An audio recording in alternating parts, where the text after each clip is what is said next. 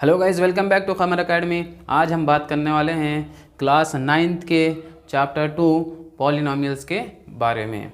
आज मैं आपको पॉलिनोमियल्स के बेसिक थिंग्स के बारे में बताऊंगा, तो चलिए शुरू करते हैं। अपलोड्स की नोटिफिकेशन हासिल करने के लिए हमारे चैनल को सब्सक्राइब करें और साथ में दिए गए घंटे के निशान को दबाना ना भूलें। तो पॉलिनोमियल्स को पांच हिस्सों में बांटा गया है।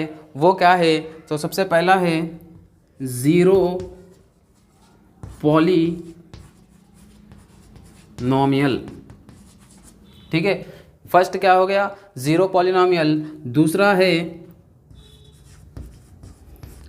Constant polynomial. तीसरा है लीनियर पॉलिनोमियल। चौथा है quadratic polynomial and last one है क्यूबिक पॉलिनोमियल। ठीक है, कितने चीज़ों में तकसीम किया गया है? 5। सबसे पहला है ज़ीरो पॉलिनोमियल, दूसरा है कांस्टेंट पॉलिनोमियल, तीसरा है लीनियर पॉलिनोमियल, चौथा है क्वाड्रेटिक पॉलिनोमियल एंड पांचवा last one is cubic polynomial. तो ज़ीरो पॉलिनोमियल किसे कहते हैं? तो ज़ीरो पॉलिनोमियल जस्ट सिंपली वो होता है ओनली ज़ीरो। ठीक है, नेक्स्ट है कांस्टेंट पॉलिनोमियल। कांस्टेंट पॉलिनोमियल में सिर्फ आपको नंबर्स मिलेंगे, जैसा कि 3, -2, 1, 4। एग्जाम्पल के तौर पर यहाँ पे आपको नंबर्स बताया गया है। तो कांस्टेंट पॉलिनोमियल किसे कहते हैं? जिसमें सिर्फ और सिर्फ क्या हो? नंबर्स हों। ठीक है, ज़ीरो पॉलिनोमियल किसे कहते हैं? सिर्फ उसमें क्या हो? ज़ीरो हो। और कांस्टेंट पॉलिनोमियल किसे कहते हैं? जिसमें सिर्फ नंबर्स हो।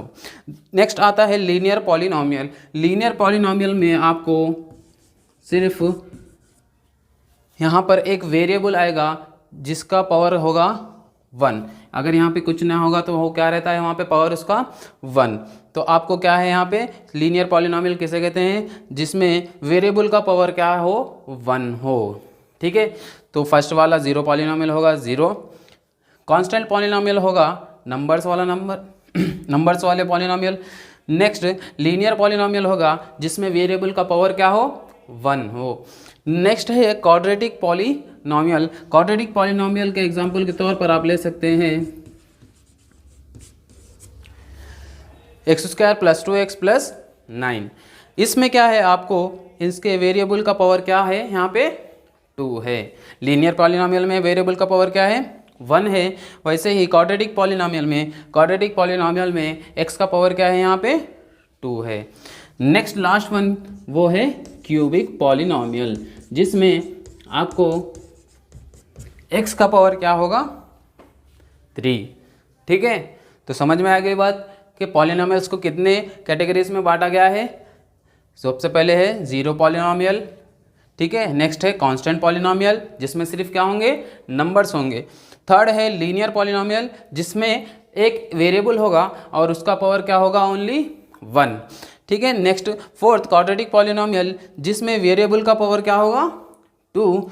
लास्ट वन है क्यूबिक पॉलिनोमियल जिसमें वेरिएबल का पावर होगा 3। ठीक है, यहाँ तक बात समझ में आ गई। चलिए नेक्स्ट स्टेप की तरफ बढ़ते हैं। वो क्या है? Degree of the polynomial. तो डिग्री ऑफ द पॉलिनोमियल क्या होता है? तो चलिए देखते हैं। मैंने कौन सी पॉलिनोमियल लिखी है? ये क्यूबिक पॉलिनोमियल, क्योंकि यहाँ पे एक वेरिएबल का पावर क्या है? 3 है। तो अब इसमें आपको क्या मालूम करना है? Degree of the polynomial. क्या मालूम करना है आपको? Degree of the polynomial. ठीक है, तो डिग्री ऑफ द पॉलिनोमियल आपको कैसा मालूम करना होगा? तो बहुत ही आसान है। सबसे पहले आपको यहाँ पे देखना है कि यहाँ पे वेरिएबल कौन सा है। यहाँ पे वेरिएबल है x। ठीक है, अब आपको एक वेरिएबल आ चुका है, वो क्या है? x। अब आपको क्या चेक करना है कि इस वेरिएबल का हायर पावर किसका है। ठीक है, जैसा कि आप देख रहे हैं यहाँ पे x का पावर क्या है? यहाँ पे 1 है। यहाँ पे x का पावर क्या है? 2 है। और यहाँ पर x का पावर क्या है? 3 है। तो आपको जिसका पावर ज़्यादा रहेगा, जैसा कि आपको यहाँ पे दिख रहा है x का पावर यहाँ पे सबसे ज़्यादा क्या है 3 है तो वो हो गया आपका डिग्री ऑफ द पॉलिनोमियल। तो डिग्री ऑफ द पॉलिनोमियल क्या हो गया, वो 3। समझ में आ गया। और एक बार और एक एग्जांपल के तौर पर हम लेंगे, जैसा कि एग्जांपल के तौर पर हम ले रहे हैं 2 into x to the power of 4 minus x cube plus 6x। ठीक है, ठीक है। तो अब आप यहाँ पे देखेंगे वेरिएबल कौन सा है, यहाँ पे सिर्फ x है और x का सबसे हाईएस्ट पावर कौन सा है, जैसा कि यहाँ पे x का पावर यहाँ पे 1 है, यहाँ पे 3 है और यहाँ पर क्या है 4 है। तो हाईएस्ट पावर क्या है यहाँ पे आपको 4। तो डिग्री ऑफ द पॉलिनोमियल क्या हो गया, डिग्री ऑफ द पॉलिनोमियल क्या हो गया 4। ठीक है, समझ में आ गया। तो चलिए अब नेक्स्ट स्टेप की तरफ बढ़ते हैं, वो है कोफिशिएंट। क्या है कोफिशिएंट। कोफिशिएंट किसे कहते हैं, सपोज यहां पर मैं एक पॉलिनोमियल लिख रहा हूं, ठीक है। अब मैंने एक क्वेश्चन पूछा, वो ये है what is the coefficient of x square. ठीक है, what is the coefficient of x square. तो आपको क्या करना है, यहाँ पे जो भी पॉलिनोमियल दिया गया है उसमें आपको सबसे पहले एक्स स्क्वायर कहाँ है वो देखना है। तो यहाँ पर हम देख रहे हैं वो यहाँ पर है। ठीक है, एक्स स्क्वायर कहाँ है, यहाँ पर है। अब उसमें क्वेश्चन क्या पूछा गया, the coefficient of x square. तो कोफिशिएंट किसे कहते हैं, कोफिशिएंट उसे कहते हैं जिसका आपको कोफिशिएंट पूछा गया है, यहाँ पर आपको एक्स स्क्वायर का कोफिशिएंट पूछा गया है, तो उसके साथ जो भी नंबर होगा, ठीक है, उसके साथ जो भी नंबर होगा वो क्या होगा, उसका कोफिशिएंट होगा। जैसा कि यहाँ पे एक्स स्क्वायर के साथ यहाँ पे क्या है 4 है, तो कोफिशिएंट ऑफ एक्स स्क्वायर क्या हो गया आपको 4। और आपको यहाँ पे साइन भी देखना होगा, यहाँ पर प्लस है तो आपको यहाँ पे प्लस लिखना है, अगर यहाँ पर माइनस है तो आपको यहाँ पे माइनस लिखना है। ठीक है, तो आपको समझ में आएगा। अभी इसी एग्जाम्पल में अगर आपको मैं ये क्वेश्चन पूछूं what is the coefficient of x, तो आप क्या लेंगे, तो सबसे पहले आप देखेंगे ये पॉलिनोमियल में x है या नहीं। तो यहाँ पर है x, इसके साथ में क्या है वो है +6, तो कोफिशिएंट ऑफ x क्या हो गया 6। समझ में आ गया, बहुत ही आसान है। तो आपको डिग्री भी समझ में आ गया होगा और आपको कोफिशिएंट भी समझ में आ गया होगा, और आपको पॉलिनोमियल को 5 हिस्सों में जो कैटेगरी में बांटा गया है वो भी आपको समझ में आ चुका होगा। इसमें अगर मैं क्वेश्चन पूछूं what is the degree of the polynomial, तो आप क्या करेंगे, यहाँ पे वेरिएबल देखेंगे, पूरा क्या है यहाँ पे x है, और x का सबसे हाईएस्ट पावर क्या है यहाँ पे वो है 3। तो डिग्री हो गया आपको, डिग्री क्या हो गया 3। ठीक है, समझ में आ गया। अब हम बात करने वाले हैं पॉलिनोमियल की एक और कैटेगरी के बारे में। इससे पहले मैं आपको 5 कैटेगरी जिसमें तकसीम किया गया था वो डिग्री के लेवल पे था, जैसा कि 0 हो गया, कांस्टेंट हो गया, लीनियर हो गया, क्वाड्रेटिक हो गया और क्यूबिक हो गया। अब हम और एक कैटेगरी के बारे में बात करेंगे जिसमें पॉलिनोमियल को 4 हिस्सों में तकसीम किया गया है और उसको टर्म्स के तौर पर तकसीम किया गया है। तो चलिए शुरू करते हैं। सबसे पहला है मोनोमियल। ठीक है, सबसे पहला क्या है मोनोमियल। तो उसको कैसे लिखते हैं 2x, या फिर आप कुछ भी एक टर्म ले लो, एक ही टर्म रहेगा उसमें, या फिर आप नंबर ले लो, या फिर आप कोई एक वेरिएबल ले लो, या फिर कुछ भी ले लो, लेकिन मोनोमियल में क्या रहेगा, सिर्फ और सिर्फ एक ही टर्म रहेगा। दूसरा आता है बाइनोमियल। तो बाइनोमियल में कितने टर्म्स आएंगे, 2 टर्म्स आएंगे, जैसे कि एग्जांपल के तौर पर 2x - 7 और 6x स्क्वायर प्लस x और 5x + 6। ठीक है, मोनोमियल में कितने टर्म्स आएंगे, ओनली 1 टर्म। बाइनोमियल में कितने टर्म्स आएंगे, 2 टर्म्स।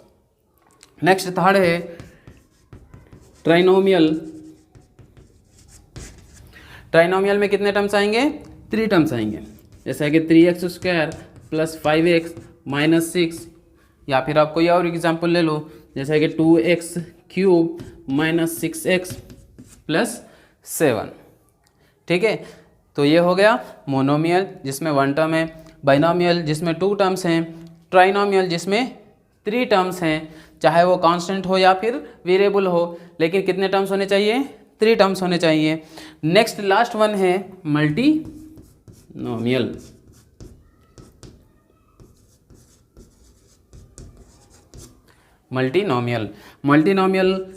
मल्टीनोमियल में आपको जब आपको 3 टर्म से ज़्यादा अगर टर्म्स आ रहे हैं तो उसको क्या कहेंगे आप? मल्टीनोमियल। एग्जाम्पल के तौर पर 4x³ plus 6x² minus 5x minus 8। ठीक है, अब इसमें कितने टर्म्स हैं? 1 2 3 4। तो अब आपको मालूम हो चुका होगा कि पॉलिनोमियल को टर्म्स की कैटेगरी में किस तरह तकसीम किया गया है। तो सबसे पहले आएगा मोनोमियल जिसमें सिर्फ और सिर्फ एक ही टर्म होगा। दूसरा आएगा बाइनोमियल जिसमें 2 टर्म्स होंगे। तीसरा आएगा ट्राइनोमियल जिसमें 3 टर्म्स होंगे। और चौथा आएगा मल्टीनोमियल जिसमें 3 से ज़्यादा टर्म्स होंगे। तो ये था आपके बेसिक थिंग्स जो आपके पॉलिनोमियल्स के चैप्टर में एक्सरसाइज 1 में यूज़ होंगे। मैं अगली वीडियो में फिर और नेक्स्ट एक्सरसाइज के बारे में आपको बताऊंगा। तब तक के लिए आप ये जो भी बताया गया है उसको आप घर पे प्रैक्टिस करें, उसको अच्छी तरह से पढ़ें, अच्छी तरह से क्वेश्चंस का आंसर देने की कोशिश करें। तो मैं अगली वीडियो में फिर मिलूँगा, जब तक के लिए गुड बाय।